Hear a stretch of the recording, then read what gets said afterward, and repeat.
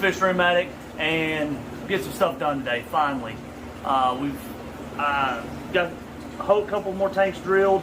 Got a first coat on them, but while that dries, in order to get them in the hole, I got a couple things back here I want to do. So I'm gonna get this done. We're gonna try to get these tanks started up, at least going tonight. We'll jump start them with some tank water, jump start them with a filter that's already been in a tank for a while, and yeah, and then I'm going to show you around a little bit more around the fish room, just a couple updates, things that's happened since last couple of videos. So hang tight, we'll get to that in just a minute. All right, so back here we're going to be, you've seen the drain pipe that I use and how I put those in. I gotta drill 2 more holes for these last 2 tanks in this part, somewhere in there. I gotta get this other light strip or plug, whatever you call that. Oh my gosh, light strip, plug-in strip, whatever, power bar, screwed in up there so I can plug in some more heaters and things as needed. And also I gotta get a light hung here, like we did. Like we did over there, and there's a video on that you guys have seen. It's the Sylvania. They're like, I don't know, they're cheap at I get them at Menards. Cheap light, they do real well, and that's what we're gonna be putting up in here as well. So get those done here quickly.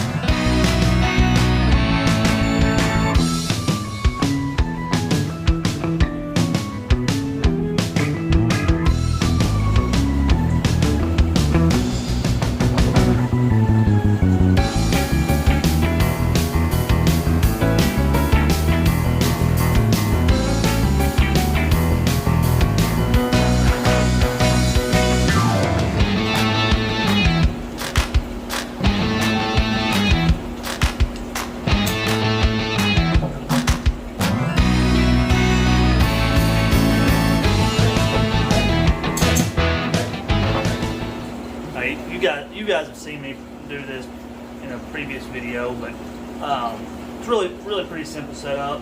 You get a bulkhead fitting, and then I just get these street elbows, 1/2 inch. Pretty simple setup.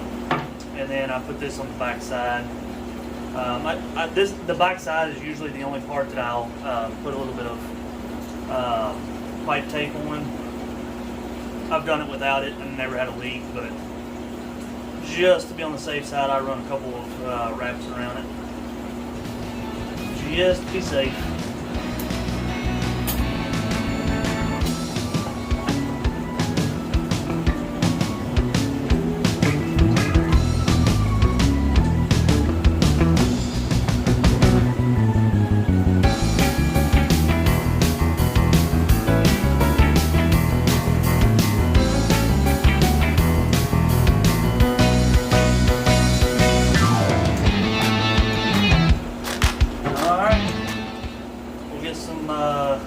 I'll put this back here, figure out what I need here.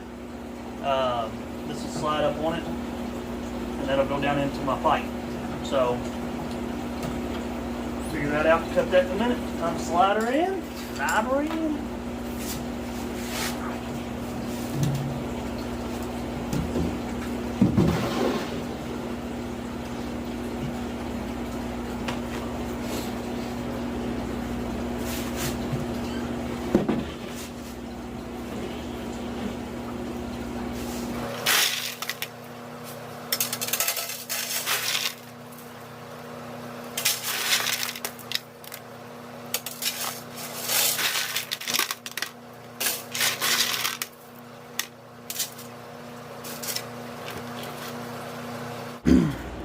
All right, so just kind of show you guys what I'm using in one of the tanks as my substrate. I'm just using some river pebble.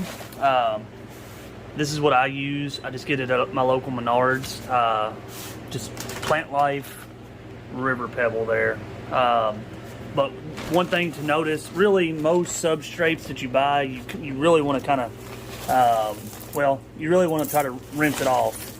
You can tell that's really, I don't know if you can tell with the camera or not, but it's really dirty. I mean, just reaching in there, you can see how filthy it is. So you really want to get it out and rinse it. You can use a strainer, you know, if the wife or husband doesn't care, you can definitely use a strainer. But I use this, I'm too lazy to walk in there right now, so I'm just using this little breeder box.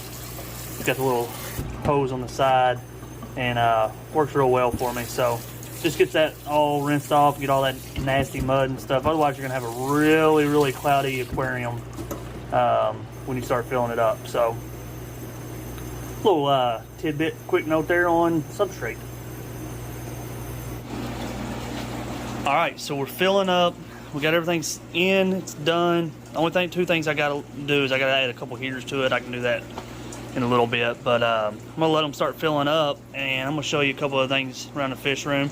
If I've never talked about this before, what we're doing is I'm jump starting these tanks. So I'm gonna take about 50% of this tank here, and I'm putting it in this one, and I'll take about 50% of this one and put it in here. I have some baby Celestial Pearl Daniels in here, so I'm not gonna mess with this tank too much right now until those get up a little bit bigger. But anyway, that's what we'll do. Again, I showed you the river pebble here. Over here, I just used some black diamond sand. It's actually blasting sand. I've had good luck with it. I've used it in several different tanks. I've used it as a cap before, so like a dirted tank with that on the top. Works well. It is dirty. It's hard to rinse, so what I'm going to do is I'm just going to let this, once I get this tank going, I'll let it flush itself real good before I put in. This one for sure is going to set a little while before any fish go into it. This one here will probably have some breeders going into it. I like that river pebble. I had real good luck, if you guys remember, on this tank. With the cherry barbs. I had a really good hatch. I've already sold a lot of those guys, but a really good hatch there, and so I think I'm going to try that riverbed again for the egg scattering breeding that I do, and then they'll get moved up to different tanks as they grow out. So anyway, so that's, if you're wondering, you know, we made a little bit of money with the swap. What have we spent the money on, or what have I spent the money on, I guess. I did finish getting everything for the breeding rack. We got that finished out. The next step, I think, is we're going to end up extending the breeding rack out. I think I'm going to go ahead and build another one this size over here. But if I do that, I have to figure out this. I was wanting to put a stack of, or all my 20 longs over here. But if I double this up, it's actually going to leave me no room for that stack of 20 longs. But I'm thinking maybe I've got another place. I've got plenty of places I can put them, I guess. But I think I know somewhere else I'm going to put them. So anyways, I did pick up another couple of tanks. I got the stuff to some plumbing and different things for those. Also, while I was in Nashville last weekend visiting some family, I finally got the chance to get down to Aquatic Critters. If you've never been down there, it's a super cool fish store. It's a really big, they got it going on. It's a big old fish store. So I did pick up some fish while I was there, and here is one of them. I actually got 6 of these paradise gouramis. They're beautiful fish. I did learn a lesson with these guys though. They are jumpers. I do have a lid on here, and it is pretty tight, but there's a little hole back there. I ended up having to put some, oh gosh, I think it's gone. I might have knocked it off already. I ended up having to put some, I have to fix that in a minute, but some, oh goodness, filter floss. I stuck that over that hole because I have had 2 of them jump through that, I guess. It's the only way I know they're getting out of there, and they jumped out the back. Took me a little bit to figure it out, and I found them in the back. Of course, there's dead, but so I learned that lesson. I actually got these for the 120 gallon community tank over here. I really like the blues that they're starting to put off, they will definitely. And I think that'll add some nice color to the 125 community over there. So they're in quarantine right now. I lost those two because of the gap. And they're actually trying to breed. He's been trying to build a bubble. I don't know if it's up here or not. No. There's usually a little bubble nest up here that he's trying to this big one over here. He's trying to create a bubble nest, and I think get her. I'm assuming that's a female. I don't really know a lot about these guys. I mean, I know enough about them to keep them, but I've not done a whole lot of research on them. So anyway, super cool fish, beautiful fish when they're all colored up. They're sparring and fighting a lot because I think they're trying to breed and all that. But anyway, super cool fish. I'm bummed about the other two, but that's my mistake. Got a little carried away there. I'll have to bring that one back up slow. Got talking too much and it drained down. So some other fish that I picked up have not fared well at all. I picked up 20 cardinal tetras, and I put them in this tank over here because it's actually being quarantined as well. I had some couple white cloud minnows in here, and then I've got one little albino pleco as well in there somewhere. But anyways, this tank, they did not do well. I have lost all but that one back there. Matter of fact, well, yeah, he's still looking fine right now. I don't know, they've not showed any kind of, I've been medicating them. I've been, I mean, I've done everything right. So I don't know what's going on with them exactly, but they have just continued to drop, and I'm assuming that one's probably gonna end up dying too. I hate to assume that, but like I said, they've not looked ill. They've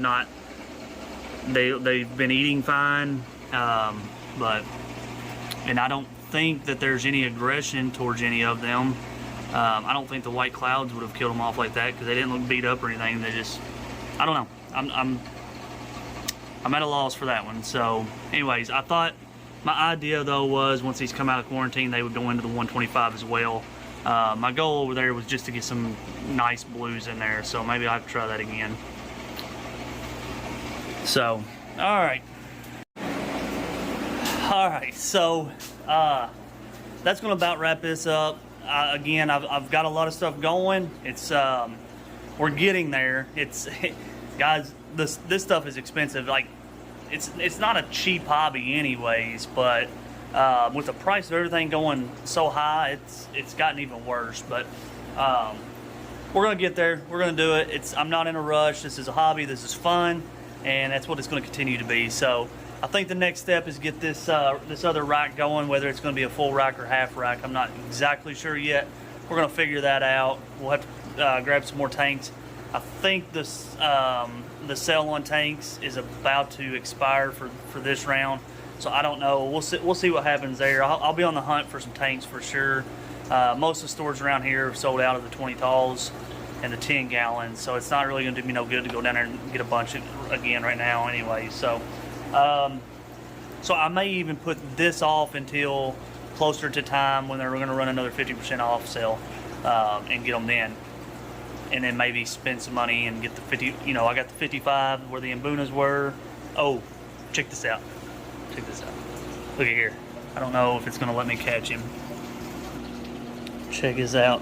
It's gonna be tough to see him, but there is actually a surviving baby.